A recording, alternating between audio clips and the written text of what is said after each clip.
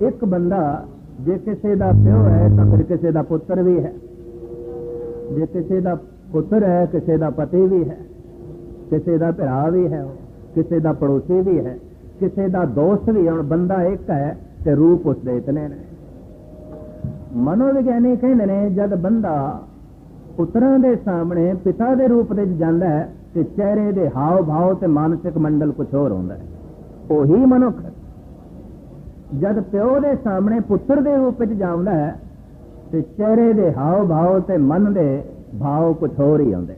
वही मनुख जब पत्नी के सामने पति के रूप में जाता है तो चेहरे का रूप ते मानसिक मंडल मनुख का कुछ होर हो जाता है। वही मनुख जब मित्र के सामने मित्र के रूप में खड़ा होता है, पड़ोसी के सामने पड़ोसी के रूप में खड़ा होता है तो चेहरे के हाव भाव ते मानसिक संस्कार कुछ होर होंदे ने। वही बंदा जब गुरु के सामने सिख के रूप में खड़ा होता है तो चेहरे के हाव भाव ते मन दीयां तरंगां कुछ होर होंदियां ने। हुण बंदा एक है ते रूप इसदे इतने ने। एक किसी का सिख भी है, किसी का पुत्र भी है, किसी का भरा भी है, किसी का पिता भी है, किसी का पति भी है, किसी का पड़ोसी भी है, किसी का दोस्त भी है। जितने रूप पुरुष दे ने उतने ही ये रूप नारी दे ने। जे नारी किसी की मां है तो किसी की भैन है, किसी की धी है, किसी की पत्नी है, किसी की सहेली है तो किसी की सिखणी है। मनुख पूर्ण वही है जिहदे ये सारे रूप बेदाग होवन।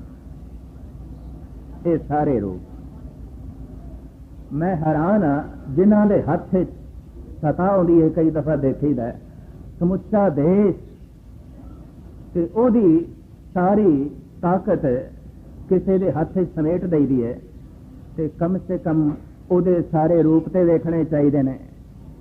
किधरे ऐसा तो नहीं ओदे सारे रूप दागी ने।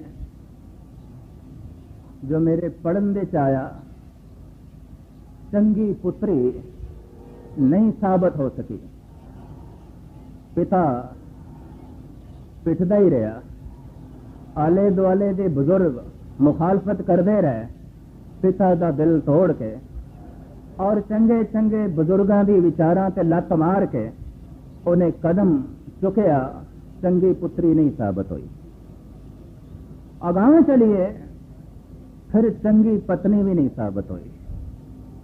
पति हस्पताल दे बीमार पिया रहा, तलाक हुई, पुछण तक नहीं गई, चंगी पत्नी नहीं साबित हुई। अगां चलिए जो कुछ मां ते पुत दा झगड़ा मनजर आम ते आंदा रहा, उत्थों एक गल स्पष्ट हो गई, चंगी मां भी नहीं साबित हुई। फिर होर मैं अगे चला तो जो मैं देखा चंगी सस भी नहीं जो है साबित हुई। रात नूं 12 बजे नूं घरों कढ़ छड़िया। फिर चंगी दादी भी नहीं साबित हुई, पोतरा रोंदा ही रह गया, पिटदा ही रह गया। जो चंगी धी नहीं साबित हुई, जो चंगी पत्नी नहीं साबित हुई, जो चंगी मां नहीं साबित हुई, जो चंगी सस नहीं साबित हुई, जो चंगी दादी नहीं साबित हुई, क्षमा करनी वो चंगी राजपाट की करंदा किस तरह साबित होगी।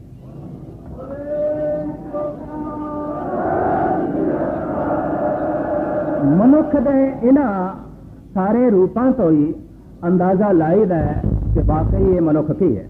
कमाल की गल, जिंदगी के हर पहलू दे जिसकी जिंदगी दागी होवे ते समुचा देश उहदे हत्थां च दे दिता जाए तो देश बर्बाद नहीं होएगा तो होर की है, देश तबाह नहीं होएगा तो होर की है। मैं अर्ज कर रहा कि जैसे अकाल पुरख एक है ते एक होंदे होया उहदे रूप अनेकां ने, उसने ये नियम मनुख दे नाल भी लागू कर दिता है ते मनुख दे भी रूप अनेकां ने। जे पुरुष किसी का प्यो है, किसी का पुत्र है, किसी का पति है, किसी का पड़ोसी है, किसी का मित्र है, इसी तरीके नाल ये सारे रूप नारी दे ने। ते चाणक ने, भरतरी ने और बिदर ने अपने नीति दर्पण विच लिखे है। इन्हां 3 महापुरुषों ने राजी है बिदर नीति दर्पण, ते तीसरा राजयोगी भरतरी दा जिहदा नाम है नीति शतक। ये तिन्ने ग्रंथ राजनीति देते ने ते तिन्ने महापुरुष इस गल ते जोर देंदे ने कि राज सिंघासन ते जद किसी नूं बिठाओ तो वेख लेना उसकी समाजिक जिंदगी की है। अगर वो समाजिक जिंदगी दे कामयाब नहीं, समाजिक जिंदगी उसकी सारी दागी है, तो सियासी जिंदगी उसकी पवित्र नहीं हो सकती, उसकी पावन नहीं हो सकती, बेदाग नहीं हो सकती। तो इंज लगता है सदियां की जिहड़ी इस देश की गुलामी है ना, उन्होंने हुण बंदा चुनन की जाच भी नहीं आती। हालांकि चोण के उत्ते साडे सतगुरां ने तो बड़ा जोर दिता। उन्होंने श्री चंद नूं एक पासे कर दिता, लक्ष्मी दास नूं एक पासे किया, चुनिया तो लैना चुने। और फिर कमाल की थी गुरु रामदास जी ने, परंपरा तो यह है कि वड्डा ही पुत्र चुनिया जाता, ठुकरा के एक पासे किया, सब तो छोटे नूं चुनिया। ये थोड़ी गल नहीं, चोण के उत्ते गुरुआं ने बहुत वड्डा जोर दिता, चोण गलत ना होवे। ते साडे देशवासियों को भी अधिकार दिते गए, चुनो नुमाइंदा जिन्हों सारा देश सौंपना है, देश की संपत्ति, देश की असमत और देश की सतह हाथों च देनी है। पर देखो तो सही, हाथ बेदाग ने कि नहीं, हाथ पवित्र ने कि नहीं, ये बिल्कुल नहीं सोचा गया। उसका एक कारण कि सदियां की गुलामी ने सोचण की समर्था ही खो ली है। पता है ये देश कितने साल गुलाम रहा है? आलम लोग तो कहते हैं ये देश 2000 साल गुलाम रहा है। अफगानियां का गुलाम रहा, ईरानियां का गुलाम रहा है, अरबियन लोगों का यह गुलाम रहा। इत्थे मंगोल आए, इत्थे डच आए, इत्थे पुर्तगेज आए, इत्थे फ्रेंच आए, इत्थे अंग्रेज आए, ये सारियां का गुलाम। फ्राइड कहता है जिहड़ा देश एक दिन लिए गुलाम हो जाए तो वह 1 साल पछड़ जाता है, वो देश 1 साल पछड़ जाता है। तो जिहड़ा देश 1 साल लिए गुलाम हो जाए वो 1 सदी पछड़ जाता है, 100 साल फिर उन्होंने सिर चुकन को नहीं मिलते। तो जिहड़ा देश 2000 साल तक गुलाम रहा हो, तुसीं खुद अंदाजा लगाओ, इत्थे लाशां ही सन जापदा, अगले जिहड़े आंदे रहे कबरां ते राज करते रहे, मुर्दा सन। सर जीवदे जागदे मनुख दे उत्ते इतना लंबा राजपाठ नहीं किया जा सकता, इतने लंबे अरसे तक उन्होंने गुलाम नहीं रखा जा सकता। मर चुकिया तो पता है मरे हुए की पहचान की आती है? मरे हुए की पहचान यह होती है, वैद लोग पुराना ढंग से भी वो हाथ पैर वेखो ठंडे तो नहीं पै गए, इंज हाथ वेखते हैं, पैर वेखते हैं तो ठंडे, तो हाथ पैर ठंडा तो मुर्दा, ये सबूत मरे हुए बंदे का, ये सबूत भाई हाथ ठंडे पैर ठंडे। तो ये कला अजे भी वैदिक दुनिया की जो है चल रही है। 3 महीने पहले किधर मेरी तबीयत बहुत खराब हो गई, पटना साहब की गल है, मैं गुरपुरब से गया, ढिला भी सी, मैं हाजरी भी भरदा रहा। तो 2-3 सज्जन मैनू मिले, इंज हाथ मिलाया, कहने लगे कि नहीं जी थोड़े हाथ बड़े ठंडे। फिर कहने लगे थोड़े पैर देखने ने, तो पैर बड़े ठंडे सन। तो सारे मैनू खिंच के ले गए, नहीं तुसीं आराम करो, हाथ पैर ठंडे होना, सेहत अद्धी खराब, तो बिल्कुल ठंडे हो जाने तो मुर्दा। मैं फिर पुरानी परंपरा अजे भी चलती और गल ठीक है, जिंदा रहने लई शरीर में अग चाहिए, अग नहीं चाहिए। कहने अग ठंडी पै गई तो मुर्दा, बंदा मुर्दा। जिहदे हाथ ठंडे हो गए, जिहदे पैर ठंडे हो गए, तो खिमा करनी अंदरों बाहरों ये देश ठंडा इतना हो गया कि जम के बर्फ कब्र बन गया। हाथ ठंडे पैर ठंडे, पैर ठंडे होवन ते उन्हां दे चलण दी समर्था नहीं रहिंदी सच दे मार्ग दे उत्ते। हाथ ठंडे होवन तां सच कर्म ते इनकलाब दी दुनिया दे छत्थां दा अगे वधना बड़ा औखा हो जाता है। मुर्दा ठंडा,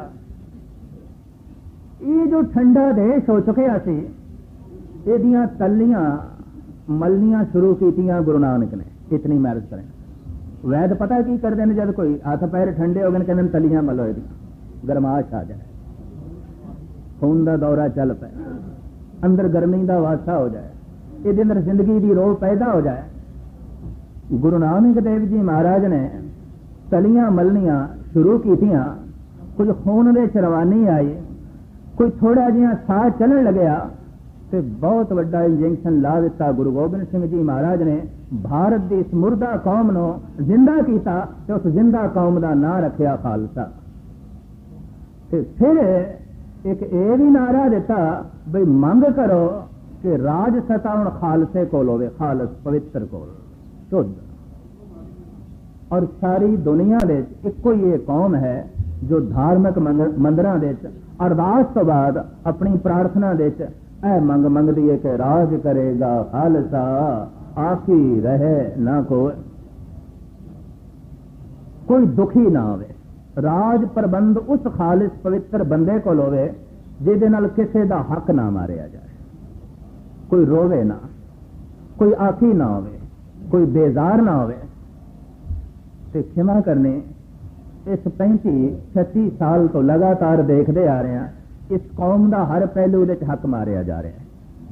ਇਲਾਕਾ ਖੋਲੋ, ਪਾਣੀ ਖੋਲੋ, ਬਿਜਲੀ ਖੋਲੋ, ਇਹਨਾਂ ਦੀ ਬੋਲੀ ਖੋਲੋ, ਸਭਿਅਤਾ ਖੋਲੋ, ਰੂਪ ਖੋਲੋ, ਸੰਸਕ੍ਰਿਤੀ ਖੋਲੋ, ਧਰਮ ਖੋਲੋ, ਹਰ ਪਾਸੇ ਦਾ ਅਸ਼ੁੱਧੀ ਤੇ ਅਪਵਿੱਤਰ ਹੱਥਾਂ ਦੀ ਇਹ ਬਹੁਤ ਵੱਡੀ ਨਿਸ਼ਾਨੀ ਹੈ। ਇਸ ਵਾਸਤੇ ਸਾਡੀ ਮੰਗ ਹੈ ਕਿ ਸਤਾ ਜਿਹੜੀ ਹੈ ਇਹ ਉਹਨਾਂ ਹੱਥਾਂ 'ਚ ਹੋਵੇ ਜਿਹੜੇ ਹੱਥ ਖਾਲਿਸ ਨੇ, ਪਵਿੱਤਰ ਨੇ, ਸ਼ੁੱਧ ਨੇ, ਤਾਂ ਕਿ ਕਿਸੇ ਦਾ ਹੱਕ ਨਾ ਮਾਰਿਆ ਜਾਏ। ਮੈਂ ਇੱਕ ਦਿਨ ਮਹਾਰਾਜਾ ਰਣਜੀਤ ਸਿੰਘ ਦਾ ਇਤਿਹਾਸ ਪੜ੍ਹ ਰਿਹਾ ਸੀ, ਉਹਦੇ 'ਚ ਇੱਕ ਗਾਥਾ ਹੈ ਕਿ ਸ਼ਿਕਾਰ ਖੇਡ ਕੇ ਮਹਾਰਾਜਾ ਸਾਹਿਬ ਵਾਪਸ ਆ ਰਹੇ ਸਨ ਤੇ ਕੀ ਦੇਖਦੇ ਨੇ, ਇੱਕ ਝੁੱਗੀ ਦੇ ਬਾਹਰ ਕੋਈ 75-80 ਸਾਲ ਦਾ ਬੁੱਢਾ ਹੱਥ ਦੇ ਕਿਤਾਬ ਲਈ ਰੋ ਰਿਹਾ ਸੀ। ਘੋੜਾ ਰੋਕਿਆ, ਘੋੜੇ ਤੋਂ ਉਤਰੇ ਤੇ ਉਸ ਬਿਰਧ ਬਾਬੇ ਕੋਲ ਜਾ ਕੇ ਕਹਿਣ ਲਗੇ, रो क्यों रहे हैं, ज़ईफ हैं, बुजुर्ग हैं, ये रोना बहुत गहरे दुख तो निकल रहा है। आखन लगा हाँ रोवा ना ते होर की, क्योंकि देश का राजा एक सिख है। सिर नहीं मैं उस बुढ़े का सिर नहीं उच्चा किया। ते महाराजा साहब कहने लगे देश का राजा एक सिख है तो ये तैनू की दुख है, तू क्यों दुखी है, तू क्यों रो रहे हैं। कहने लगा 20 साल लगातार मेहनत करके मैं सुनहरी अक्षरों में तर्जमा करके कुरान शरीफ लिखी है। 20 साल की मेरी मेहनत। कोई मुस्लिम बादशाह आंदा इनू तोशे खाने च रखा जाता, कोई मुस्लिम बादशाह आंदा इनू पढ़दा और इनू परजा भी पढ़दी, और आम दुनिया तक मेरी ये कुरान शरीफ पहुंचाई जाती है। पर बदकिस्मती देश का राजा एक सिख है।